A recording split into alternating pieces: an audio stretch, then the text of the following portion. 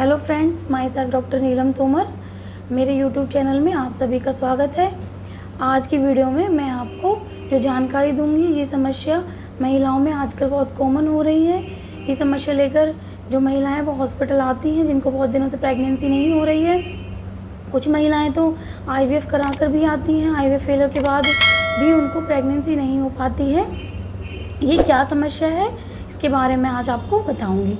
Thin endometrium या बच्चेदानी की पतली झिल्ली, की वजह से कैसे प्रेगनेंसी नहीं होती है, इसके क्या कारण होते हैं और इसमें क्या क्या लक्षण लेकर महिलाएं हॉस्पिटल आती हैं और इसमें हम क्या आयुर्वेद ट्रीटमेंट करते हैं, आज की वीडियो में मैं आपको ये जानकारी दूंगी।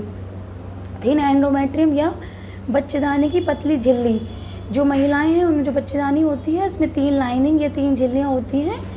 जो अंदर की झिल्ली होती है उसे हम एंडोमेट्रियम कहते हैं। ये सबसे इम्पोर्टेंट होती है क्योंकि जो भी चेंजेस होते हैं महिलाओं में और इसी बच्चेदानी की जो अंदर की झिल्ली होती है, इसी में पूरे महीने चेंजेस होते रहते हैं। इसके क्या फंक्शन होते हैं, क्यों इम्पोर्टेंट होती है। जैसे ही महीना आता है उस टाइम पे जो इसकी मोटाई होती है वो 4 से 5 mm के बीच में होती है और वो धीरे धीरे ग्रो करती है, बढ़ने लगती है। और जब अंडे फूटने का टाइम आता है 14 से 16वें दिन, तब तक इसकी मोटाई 8 mm तक हो जाती है, जो कि प्रेगनेंसी के लिए बहुत ज़रूरी होती है।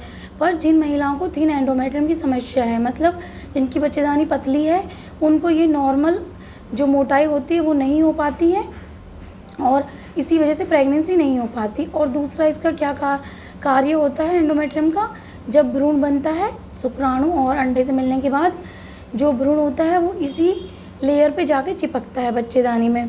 तो जो बच्चे को जो पोषण मिलता है और उसकी जो ग्रोथ होती है, वो जो बच्चेदानी की जो अंदर की लाइनिंग होती है, इसी से उसको ब्लड सप्लाई होती है और वो ग्रोथ करता है। अगर पतली झिल्ली है तो बच्चे को सप्लाई नहीं हो पाती है। पहली बात तो वो इम्प्लांट नहीं हो पाता है, अबॉर्शन हो जाता है उसका, या फिर अगर प्रेगनेंसी होती भी है तो वो कंटिन्यू नहीं हो पाती है। इसके क्या कारण होते हैं, किस वजह से जो बच्चेदानी झिल्ली पतली होती है महिलाओं में। एक तो जो बच्चेदानी है उसको या तो सप्लाई नहीं अच्छी हो रही है, जो ब्लड है वहाँ के आसपास के जो स्रोतस हैं उसमें कहीं अवरोध है जिसकी वजह से उसको सप्लाई नहीं हो पा रहा है, या फिर जो महिला है वो अच्छे से न्यूट्रिशन नहीं ले रही है, उसकी धातु क्षय की अवस्था है, जो शुक्र धातु है वो अच्छे से नहीं बन रही है, न्यूट्रिशन अच्छा नहीं हो रहा है। इन कारणों से जो बच्चेदानी की लाइनिंग है वो अच्छे से ग्रो नहीं करती है। इसके में क्या क्या लक्षण होते हैं, एक तो बांझपन की समस्या, क्योंकि प्रेगनेंसी नहीं हो पाती है। सेकंड, जो उसका पीरियड होता है महिला का वो भी सही नहीं होता है, या वो बहुत कम अमाउंट में आता है या फिर बहुत लेट होके आता है तो 1 या 2 दिन या बहुत ही कम मात्रा में आता है। प्रेगनेंसी नहीं होती है या होती है तो उसका अबॉर्शन हो जाता है। ये सब समस्याएँ होती हैं। इसमें हम क्या आयुर्वेद ट्रीटमेंट करते हैं। जो सबसे इसका इम्पोर्टेंट ट्रीटमेंट है वो है उत्तरवस्ती।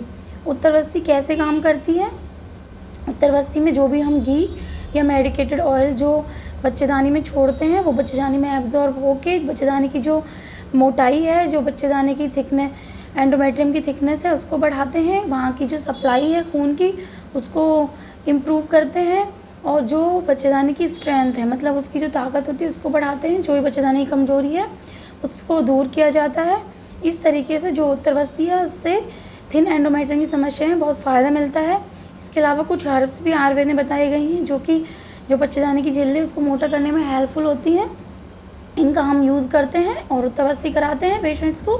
बहुत ही कम समय में जो ये समस्या है बच्चेदानी की पतली झिल्ली, ये नॉर्मल हो पाती है। और जो महिलाएं प्रेगनेंसी नहीं हो रही है जिनको, उन्हें बहुत ही कम समय में वो प्रेग्नेंट हो पाती हैं और एक स्वस्थ बच्चे को जन्म दे पाती हैं।